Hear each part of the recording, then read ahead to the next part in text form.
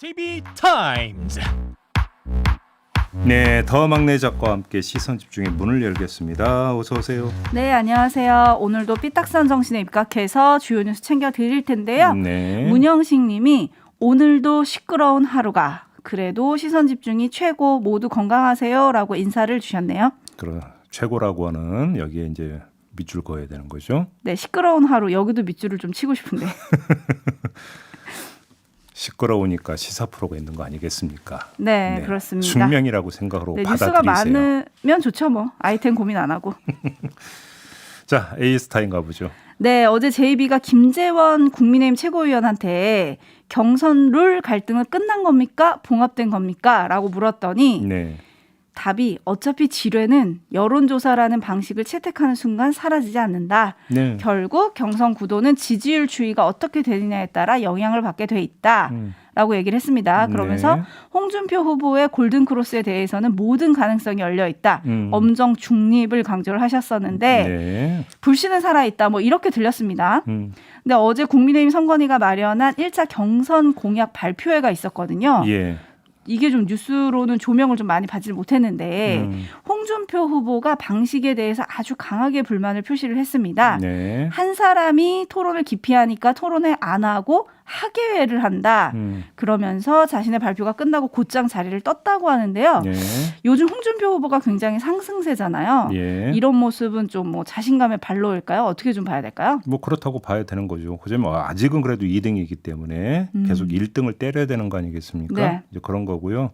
경선이잖아요. 네. 그러면 이제 그 경자가 무슨 뜻인가를 좀 헤아려야 되는 거 아니겠습니까? 근데 지금 1차 경선에 나타나는 형상은 뭡니까? 육상으로 치면 그냥 트랙 경기. 네. 뭐 남이 어떻게 달리든 나는 그 내 트랙에서 그냥 달리면 된다. 딱 이런 거잖아요. 네. 근데 지금 민주당에서 벌어지고 있는 경선은 뭡니까? 격투기죠. 그잖아요. 네. 근데 그 이제 중앙선관위, 당선관위 말고 중앙선관위에서 관장하는 이제 본상 가면은 TV 토론도 있고 지지 연설도 있고 여러 가지 형식이 있는 거 아니겠습니까? 그렇죠. 왜냐하면 경선의 경자에는 이런 게 다 아울러진다라는 뜻이 되는 건데 이상하게 국민의힘에서 1차 경선에서는 하나만 지금 채택되고 있다. 뭐 이걸 뭐 지금 뭐 지적을 한 것으로 그대로 뭐 액면 그대로 받아들여도 될 것 같은데요. 네, 그러게요. 발표회 자리에 대한 제입의 총평도 궁금한데 보셨나요? 좀 못 봤어요. 솔직히 말씀을 드리면. 그랬군요. 챙겨 보셔야죠, 이런 건. 네. 또 아침부터 또 잔소리 하야간. 네. 자, 제 뉴스와 분석이 함께하는 제이비타임즈 오늘 주목할 뉴스 챙겨드리겠습니다. 네. 첫 번째 뉴스는 역시 대선과 검찰이 얽힌 뉴스군요.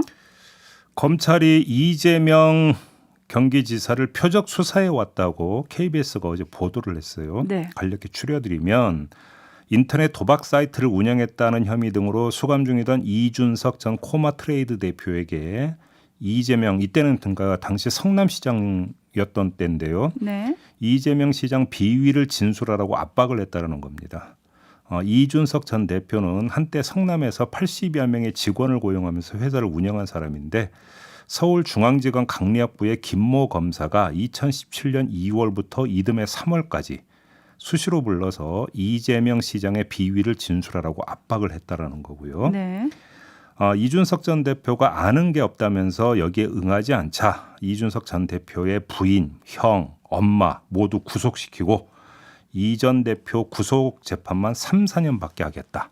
그다음에 뭐 15년형 나올 수 있게 하겠다. 네. 이런 식으로 협박을 했다라는 겁니다. KBS는 이 과정에서 이준석 전 대표가 폭력 조직인 국제 마피아파 일원이라는 얘기도 나온 적이 있으나 이 전 대표는 적극 부인했다. 뭐 또 이런 식으로 보도를 하기도 했어요. 네, 지금 들으시면서 약간 헷갈리시는 분들도 계실 텐데 여기서 언급하는 이준석 전 대표는 동명이인이고요. 국민의힘 대표와는 동명이인입니다. 다른 예. 사람이고요. 네. 착각하지 마시고 들으시고요. 네. 검찰이 도대체 왜 이렇게까지 했을까? 저는 이 뉴스 보면서 이게 궁금하더라고요. 일단은 서울중앙지검 강력부라고 제가 지금 전해드리지 않았습니까? 네. 초점을 여기에 맞출 수가 있는데 강력부가 조폭 이런 데 이제 수사하는 데니까 여기서 국제 마피아파라고 하는 거와 서울중앙지검 강력부를 연결 지을 수 있을 것 같습니다. 그러니까 이 서울중앙지검 강력부 검사가 국제 마피아파를 조사를 하다가 네. 이준석 전 대표가 연결이 되었고 또 이준석 전 대표를 통해서 이재명 당시 성남시장하고 연결돼 있는 게 아니냐 이런 의혹을 잡고 수사를 했던 것이냐 일단 이렇게 의심해 볼 여지는 있겠죠. 네. 근데 여기서 주목할 점이 하나가 있는데 이게 지금 뭔가 좀 익숙한 이야기 같지 않습니까? 익숙하다고요? 왜냐하면 이게 방송에 나온 적이 있었습니다. 아, 네네네. 이게 SBS 그것이 알고 싶다에서 2018년 7월에 이 내용을 다룬 적이 있었고요. 네. 사실은 그 1년 전인 2017년 7월에 전편이라고 할 수도 있는 또 내용을 방송한 적이 있었습니다. 네. 근데 여기서 이재명 당시 성남시장과 국제 마피아 연관 썰 이걸 방송을 했고 이때 SBS 그것이 알고 싶다에 또 이준석 코마트레이드 대표가 또 등장을 해요. 이 방송에. 네. 저는 이것도 상당히 어떻게 이렇게 연결이 될 수 있었을까? 그러면 SBS의 그것이 알고 싶다는 또 어떤 루트로 이거를 포착을 해서 취재를 해서 방송에 내보냈을까? 이게 좀 궁금해지는 대목인데요. 네. 아무튼 지금 어제 KBS의 보도에 따르면 검찰은 이준석 전 대표를 별건으로 엮어서 압박하면서 수사를 했지만 이준석 전 대표는 별로 진술을 하지 않았다라는 거잖아요. 네. 근데 아무튼 SBS는 2018년 7월에 이런 보도를 했다라는 겁니다. 이걸 좀 그러니까 체크를 해야 되는 부분이 하나가 있고요. 네. 또 하나 주목할 점은 시점인데 이준석 전 대표의 주장에 따르면 자신을 향한 압박 수사가 2017년 2월부터 시작이 됐다는 거잖아요. 네네. 자, 이 시점을 보면은 국회가 박근혜 당시 대통령을 탄핵 소추했고 이어서 헌법재판소의 박근혜 탄핵 선고가 임박했던 시점이었습니다. 그러니까 대선이 예고됐던 시점이라는 것이죠. 네. 그리고 대선 주자군에 대한 어떤 이 대선 주자군 가운데 이재명 당시 성남시장 이름도 오르락내리락 하고 있었다는 겁니다. 네. 그렇기 때문에 대선 주자군에 대한 정보 축적 차원에서 이런 짓을 저질렀나 의심해 볼 수 있지만 이거는 사실 상상조차도 불허하는 말이 안 되는 사실은 이야기인 것이죠. 네. 그다음에 마지막으로 하나만 더 짚으면 2017년 2월부터 이준석 전 대표에 대한 압박이 시작이 돼서 그게 끝난 게 2018년 3월이라는 거 아니겠습니까? 네. 근데 그 사이에 정권이 교체가 됐습니다. 그렇죠. 그리고 서울중앙지검장으로 누가 왔습니까? 윤석열 지검장이 네. 왔습니다. 그런데도 이재명 표적 수사가 계속 이어졌다. 이걸 또 어떻게 볼 것인가? 네. 그러니까 그럼 당시 윤석열 서울중앙지검장은 관련 내용을 보고를 받은 적이 있었는가? 이것도 점검이 돼야 되는 사항이라고 생각합니다. 지금 점검할 포인트가 굉장히 많습니다. 지금 말씀하신 것만 해도 한 3가지가 되는데 이게 좀 다 밝혀질 수 있을지 좀 궁금한데요. 일단 이준석 전 대표 동명이인이 등장했는데 이분도 동명이인이세요. 김종인님, 저희 촌철님이신데 네. 조사하면 다 나와 예전 유행어가 떠오르네요 라고 올려주셨는데 네. 진짜 조사하면 다 나올 수 있을지 궁금합니다. 네. 그리고 레드헤어님은 소스가 어디? 라고 해주셨는데 이 소스라는 거는 지금 말씀하셨던 그것이 알고 싶다. 그거의 소스가 어디였냐 이거 좀 궁금하다는 말씀이신 것 같고요. 예. 그리고 또 이 뉴스를 듣고 많은 분들이 앞의 사건들을 좀 기억을 하시는 것 같아요. 소환을 하시고 계신데 다솜이 엄마님이 조국 장관 때랑 똑같은 거네요 라고 보내주셨고요. 초원님은 한명숙 모해 위증 사건과 좀 비슷한 것 같습니다 라는 의견을 보내주셨어요. 예, 그 얘기하니까 제가 뭐 다 전해드리지는 않았습니다. 어제 KBS 보도로 보면은 동료 재소자 네. 까지 불러가지고 조사를 했고 뭐 10만 원 줬다. 네, 조사 받고 가면서 10만 원 받았죠. 네, 뭐 이런 보도도 있었어요. 네네. 네. 그리고 잼난튜브님은 김 검사가 누구 라인인지 밝히는 게 중요할 것 같습니다라고 보내주셨는데 여기서 김 검사라는 사람은 이제 이준석 대표한테 처음에 얘기를 했다는 그분인 거죠. 강력부 검사를 이야기하는 겁니다. 그렇죠. 예. 그리고 3097님이 참 검사 수사하기 쉽네요. 가족이나 주변 인물만 겁주면 되나요? 라고 보내주셨는데 네. 뭐 모든 검사들이 그렇진 않겠지만 이런 의혹이 불거졌다. 이런 걸 전해드리고요. 그래서 민주당에서는 이 건과 앞서 제기된 고발 수사 의혹을 묶어서 이제 논평을 냈더라고요. 네. 윤석열 전 총장이 왜 그토록 검찰 개혁에 필사적으로 반대했는지 제대로 확인시켜주고 있다. 대검 감찰부는 신속히 조사에 착수하라. 이런 논평을 냈고요.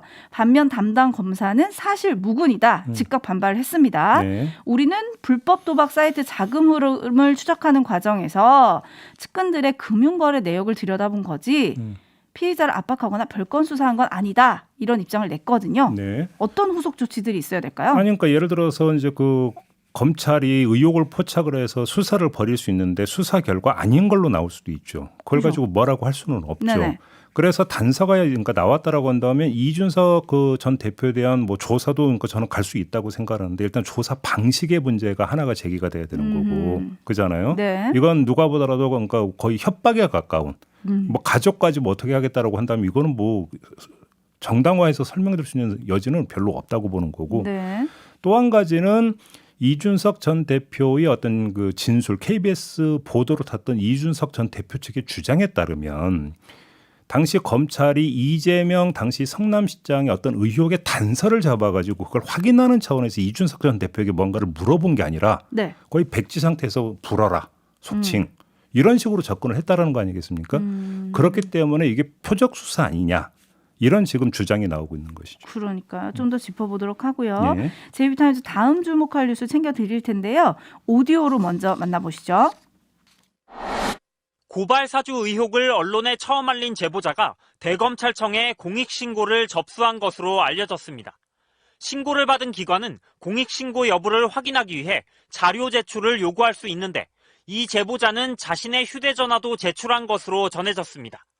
그동안 김웅 의원과 주고받은 자료들과 SNS 대화 내용도 있을 것으로 보여 대검의 진상조사엔 탄력이 붙을 전망입니다.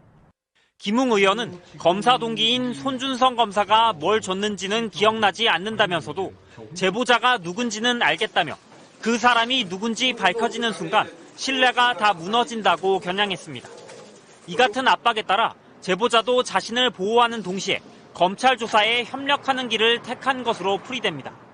또 신고 내용에 따라선 검찰이 공수처 등의 자료를 이첩하도록 돼 있어 사실상 수사 전환을 위한 수순을 밟고 있다는 해석도 나오고 있습니다. 네, 저는 그래서 이제 그 처음에 이게 국민권익위원회로 간 건가 이렇게 생각을 했는데 네. 그 보니까 관련 법에 따르면 꼭 그 대상 기관이 국민권익일 필요는 없다. 네, 수사기관도 수사기관에도 할 수 있다고. 네. 대상이 돼 있고 지금 확인 결과 대검찰청으로 이제 갔다는 거 아니겠습니까? 네. 이곳에 이 제보자가 이제 텔레그램 화면 캡처물, 그다음에 자신의 휴대전화를 제출을 했다고 하는 거고요. 네네. 아무튼 법에 따르면 관계기관의 어떤 제보자의 요청에 따라서 앞으로 어떻게 되는 거냐? 이 제보자의 신원을 추정할 수 있는 사실을 공개하거나 보도할 수가 없게 됩니다. 네. 자, 이러면 궁금해지는 대목이 하나가 있죠. 오늘 오전에 김웅 의원이 기자회견을 예고한 상태 아니겠습니까? 그렇죠. 어디까지 이야기할 수 있느냐. 이게 이제 궁금해지는 건데요. 네. 이 사람이 누구다. 이런 얘기 할 수 없다고 지금 해석을 해야 되는 거 아니겠습니까? 네. 이미 많은 얘기를 하긴 했는데. 네. 그러니까요. 이 사람이 누구다라고 이제 이야기를 할 수 없게 만약에 된다면 오늘 기자회견에서 어디까지 이야기할 건가 저는 궁금한 대목이 하나가 그게 있는 거고요. 이거보다 더 궁금한 건 지금 대검 감찰부가 감찰을 벌이고 있는 상황에서 이 사람이 대검을 찾아가서 이 공익신고 접수를 했고 공익신고자를 인율 받았다라고 한다면 네. 그다음에 지금 조금 전에 얘기했던 관련 자료까지 제출했다면 엄청 탄력을 받게 되는 거 아니겠습니까? 이렇게 되어버리면 최소한 이 제보자와 김웅 의원 사이에 오갔던 소통 내역은 이제는 검찰에 확보가 돼 있다. 네. 이렇게 볼 수 있는 거죠. 네. 이 사실이 또 오늘 김웅 의원의 기자회견 내용을 틀지울 가능성이 있다. 왜냐하면 김웅 의원 입장에서 이걸 의식하지 않을 수가 없는 거 아니겠습니까? 그렇죠. 이걸 좀 봐야 될 것 같고요. 그렇다 하더라도 이건 반쪽이죠. 그렇죠. 김웅 의원과 제보자 간의 관계의 이야기이고 어디서 본질적인 왔는가. 그렇죠. 본질적인 궁금증은 김웅 의원과 손준성 검사 간의 정말로 그런 그러니까 메신저를 통한 어떤 이게 있었는가 없었는가 네. 이게 본질적인 부분인데 이거는 사실은 제보자하고는 또 직접 상관성은 없다. 그렇죠. 그러니까 반쪽이다 이렇게 봐야 될 것 같습니다. 네, 그래서 이제 김웅 의원과 손준성 검사의 휴대폰 확보하는 등 그런 게 조금 진행이 되느냐, 뭐 이게 좀 궁금하다. 그렇죠. 그게 좀 진행돼야 되는 거 아니냐 이런 의견들이 많은데 어제 김웅 의원이 경향신문과의 인터뷰에서 밝히길 네. 휴대폰 확인하면 바로 나올 텐데 제보 들어오는 게 많아서 보안 문제 때문에 나는 6개월마다 휴대폰을 바꾼다라고 했거든요. 그러니까 이미 바꿨다는 얘기로 해석을 해야 되는 겁니까? 그러게요. 근데 중요한 것은 이제 바꾼 시점이 언제냐를 보면 또 되겠죠. 네. 그렇죠. 어쨌든 이번 사건의 키맨이라고 할 수 있잖아요. 김웅 의원이 네. 잠시 후 오전 9시 반에 이제 기자회견을 여는데 JB가 만약에 기자회견에 있는 기자다. 그러면은 딱 하나를 질문한다면 뭘 묻고 싶으세요? 당연히 손준성 검사와의 관계를 물어봐야 되는 거죠. 지금 제보자가 이제 공익신고자로 됐다고 해도 네. 김웅 의원과 손준성 검사의 관계에서는 아무 상관이 없거든요. 그건 자유롭게 물어볼 수 있고 자유롭게 대답할 수 있습니다. 네. 그리고 또 어떤 사건의 본질은 거기에 있는 거기 때문에 이것 빼면 시체죠. 오늘 어디 인터뷰 보니까 술 한 번 마셔보지 않은 동기다 뭐 이런 얘기를 하셨던데 네. 아무튼 지켜보겠습니다. 또 김웅 의원의 말에 따라서 물줄기가 달라지겠죠. 예. 등장인물들의 반응도 궁금하고요. TK님이 일단 지금 이 문제 관련자들 일단 출국 금지시키고 압수수색 들어가죠라고 하셨는데 한번 일단 지켜보시죠. 네. 자, 뉴스와 분석이 함께하는 JB타임즈 다음 주목할 뉴스는 역시 오디오로 먼저 만나보시죠.